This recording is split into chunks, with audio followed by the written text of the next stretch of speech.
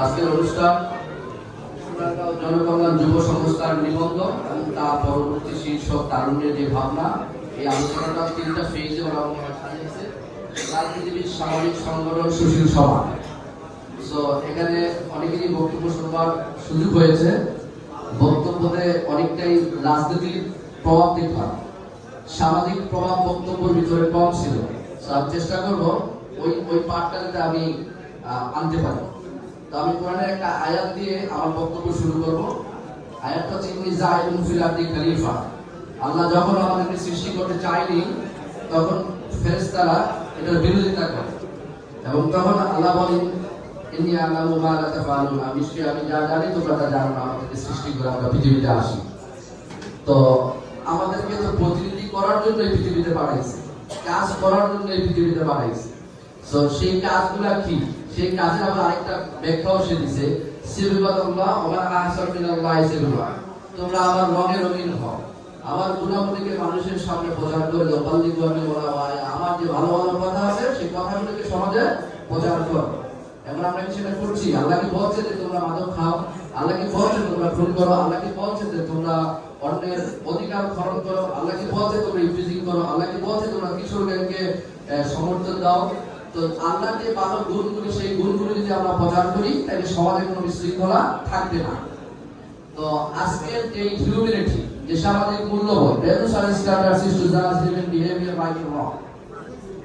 আমি আমার সেন্স তো আমাকে আইডেন্টিফাই করে আমি কি কমন পিপল না আনকমন পিপল।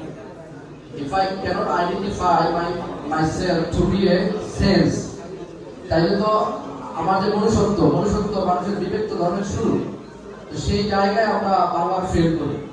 এই জন্য humanity is not to be a human. Humanity হচ্ছে এমন একটা জিনিস টু সার্ভ দ্য পিপল। তো মানুষের কিছু স্বাভাবিক চাওয়া পাওয়া থাকে, ডিমান্ড এন্ড সাপ্লাই। কিছু ইলাস্টিসিটি ডিমান্ড থাকে, কিছু আনইলাস্টিসিটি ডিমান্ড থাকে। তো এই ডিমান্ডগুলা রাজনীতিবিদদের কাছে স্বাভাবিকভাবে জনসাধারণের চাহিদা বেশি থাকে। আপনারা যারা এখানে আছেন আমার সামনে মঞ্চে উপবিষ্ট, সকলেই গুণীজন।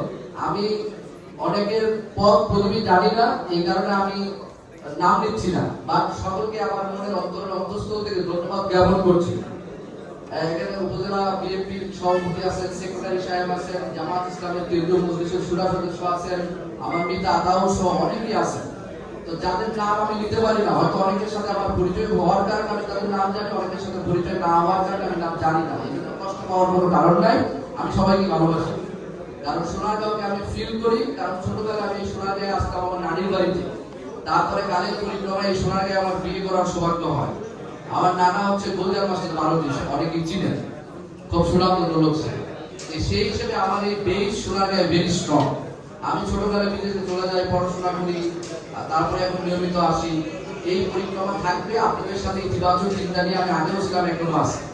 তো তারুণ্যের ভাবনা বা সুশীল সমাজ বা সামাজিক মূল্যবোধ, এগুলি সবকিছুর সাথে আমাদের পজিটিভ চিন্তা করতে হবে।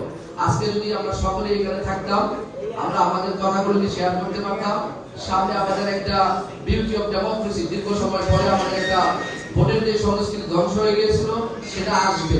তো এইখানে মানুষের চাওয়া পাওয়া থাকবে, মানুষের কথা থাকবে, কারো কথায় কেউ কষ্ট পায় থাকলে সেটাকে মানে পেশেন্স থাকতে হবে। সেলফ পেশেন্স যদি না থাকে, তাইলে আমরা পলিটিক্সে তো মানুষের কাছে কি নিয়ে যাব, কি নিয়ে আপনি মানুষের কাছে যাবেন?